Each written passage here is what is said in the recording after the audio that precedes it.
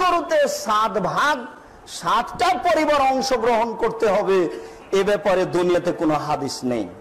কোরবানির ক্ষেত্রে গরু, মহিষ, উটে আমাদের দেশে সাধারণত 7 ভাগে কোরবানি দেওয়া হয়। অর্থাৎ 7 ব্যক্তি এই পশুগুলোতে অংশগ্রহণ করে কোরবানি দিয়ে থাকেন। কিছু সংখ্যক ব্যক্তিবর্গের বক্তব্য হলো 7 ভাগে কোরবানি দেওয়া, 7 শরীকে কোরবানি দেওয়া এটা জায়েজ নয়। কেউ কোরবানি দিলে তার কোরবানি হবে না। তাই এই বিষয়ে আজকে আমরা আলোচনা করব।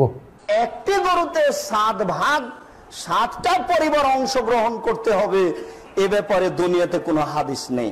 ওনাদের এটা ভুল ধারণা বা ওনাদের এটা ভুল ফতোয়া, কোনোভাবেই তারা এটা সঠিক ফতোয়া দেননি।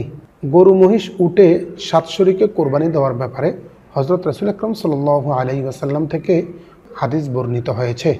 মুসলিম শরীফের 3246 নং হাদিস, বাবুল ইশতিরাকি ফিল হাদয়ি ওয়া ইজজাইল বাকারাতি অধ্যায়ের মধ্যে হযরত জাবির ইবনে আব্দুল্লাহ রাদিয়াল্লাহু তাআলা আনহু হাদিসটি নকল করেছেন।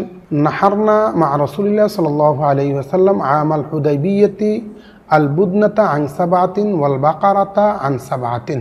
অর্থাৎ হুদাইবিয়ার বছর আমরা রাসূল আকরাম সাল্লাল্লাহু আলাইহি ওয়াসাল্লামের সাথে 7 জন ব্যক্তি বুদনার মধ্যে অংশগ্রহণ করে কোরবানি দিয়েছি এবং গরুতেও 7 জন ব্যক্তি অংশগ্রহণ করে কোরবানি দিয়েছি। হযরত জাবির ইবনে আব্দুল্লাহ রাদিয়াল্লাহু তাআলা আনহু আরও স্পষ্টভাবে আরেকটি হাদিস বর্ণনা করেছেন। মুসলিম শরীফের 3252 নং হাদিস, তিনি বলছেন, কুন্না নাতামাত্তাউ মা রাসূলিল্লাহ সাল্লাল্লাহু আলাইহি ওয়াসাল্লাম বিল উমরাতি ফানাযবাহুল বাকারাতা আন সাবআতিন নাশতারিকু ফিহা।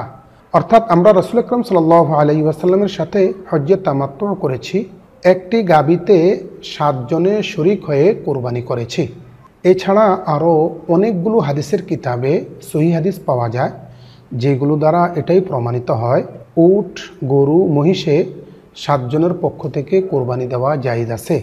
অতএব যে সকল ব্যক্তিবর্গ বলেন গরু, মহিষ, উটে 7 শরীকে কোরবানি দেওয়া জায়েজ নেই, তাদের কথা একেবারেই ভুল এবং ভ্রান্ত।